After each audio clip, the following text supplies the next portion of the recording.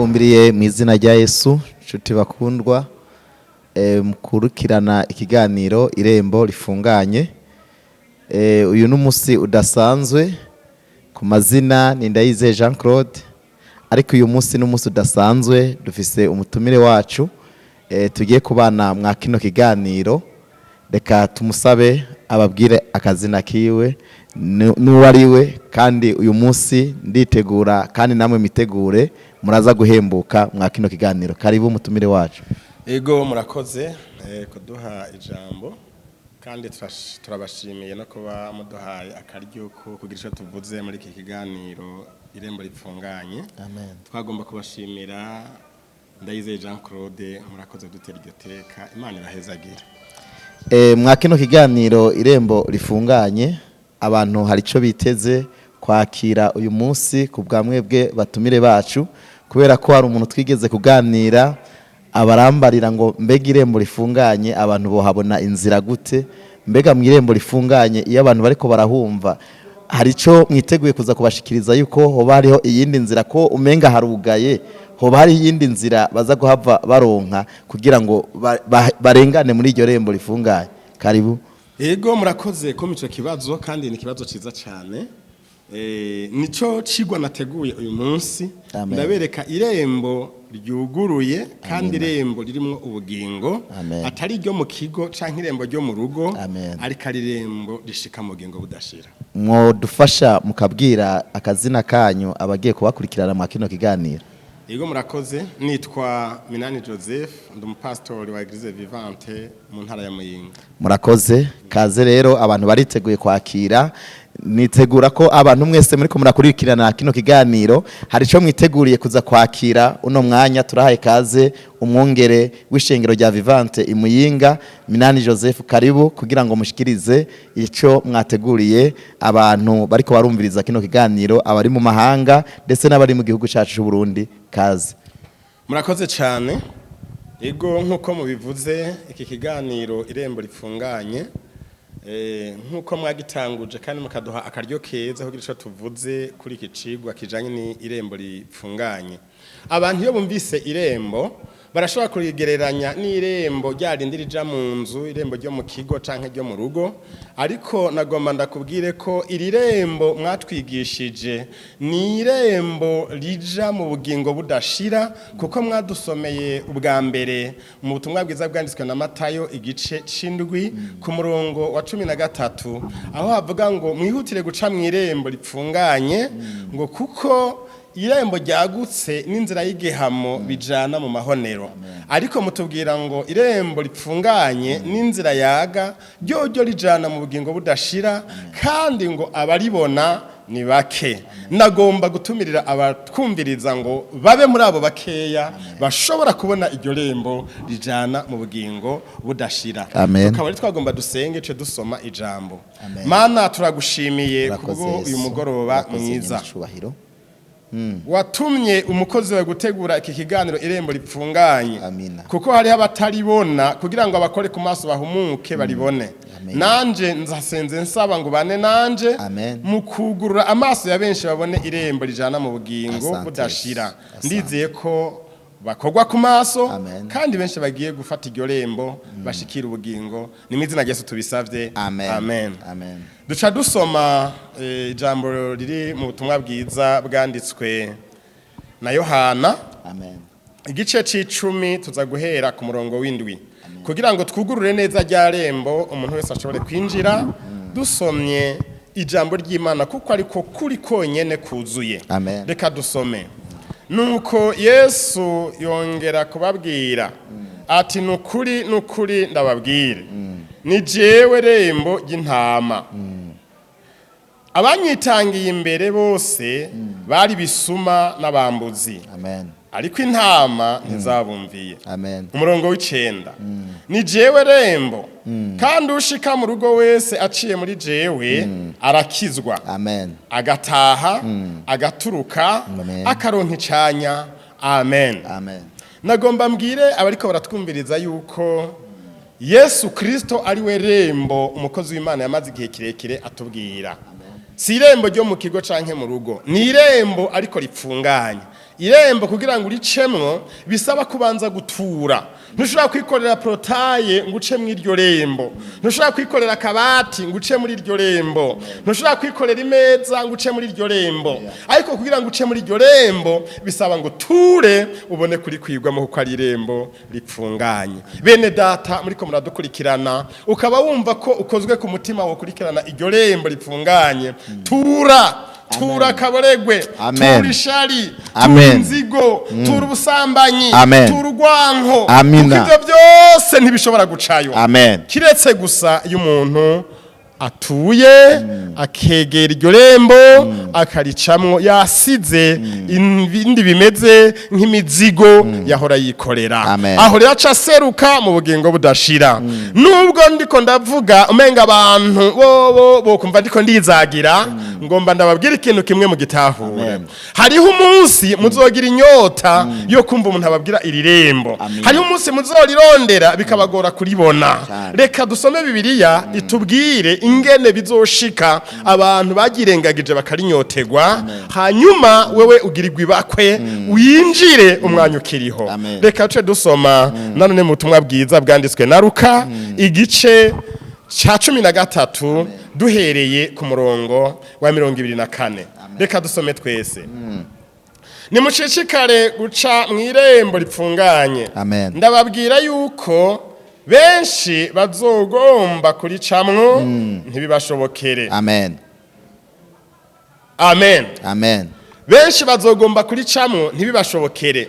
Ariko dutumiye abantu ariko baratwumviriza uyu munsi mu Burundi, muri Afrika, muri Amerika, i Buraya, bace mw'irembo ripfunganye bigishoboka. Hazogera igihe bazorirondera bitagishoboka ngo uko nyene urugo azohaguruka yugare.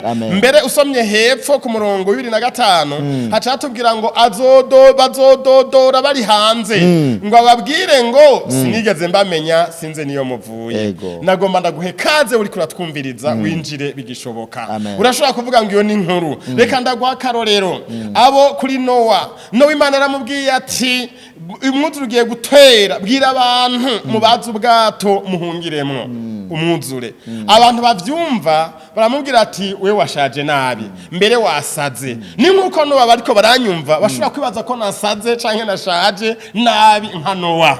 Mugabe ikibazo gikomeye, imvura iratanguriragwa akanyanyaga buke mugango Imana yugurura ingomero zo mwijuru n'izikuzimu, ubwato buraduga. Abantu batangura kuvuga ngo bya bindi yavuga byari byo, bwa bundi bishobora kuba byo. Abegereye ubwato batangura kuza kudodora, baramubwira abagabo ngo no buri mwene wacu nutwugururire. Arababwira ati sijewe nugaye, Uhoraho niwe yugaye.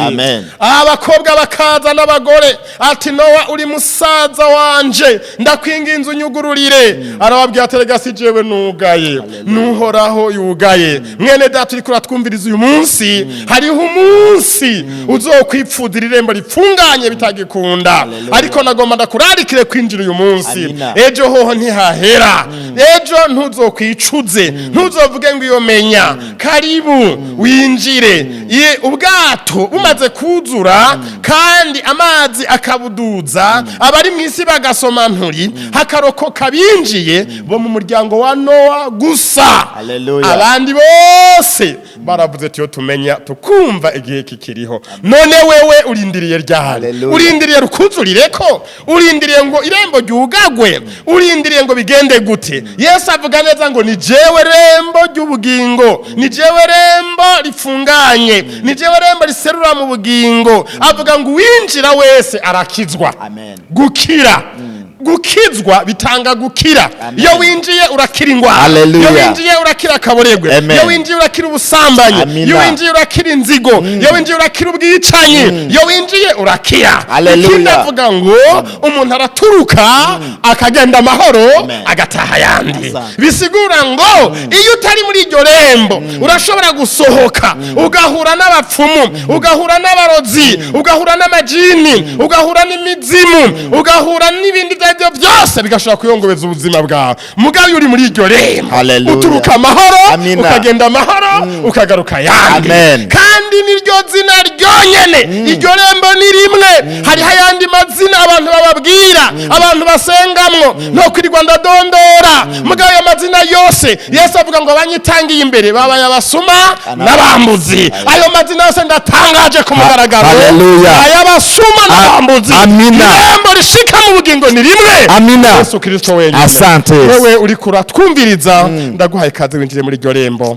Kandi ndagarukirije ngaha, Imana iguha umugisha, ndagukoze ku maso. Benshi bazorondera ntibaribone, ariko humuka mu izina rya Yesu ubone iryo rembo kandi winjire. Imana ibahezagire, mugire umunsi mwiza. Tuzosura guhura umunsi Imana izontera iteka, hasura guhabwa n'uyu mwene data akakanya tusure kuganira ibijanye n'irembo rifunganye. Reka dusengere hamwe dusozera. Mana ndagushimiye ko ari wewe rembo. Urakoze nyine. Nanje ndakoze ku maso abantu bose basindire batari korona iryo rembo.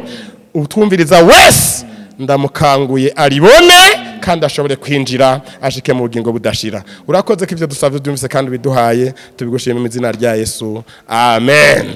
Murakoze cyane nyakubahwa Mwungere, twari twakiriye mwa kino kiganiro. Murakoze cyane, muvuza amajambo na jewe yongeye kunkomeza cyane, n'abariko barayumviriza nizera ko ayo majambo ariko arabatera intege, ariko arabakura mu kibanza bajana mu kindi kibanza.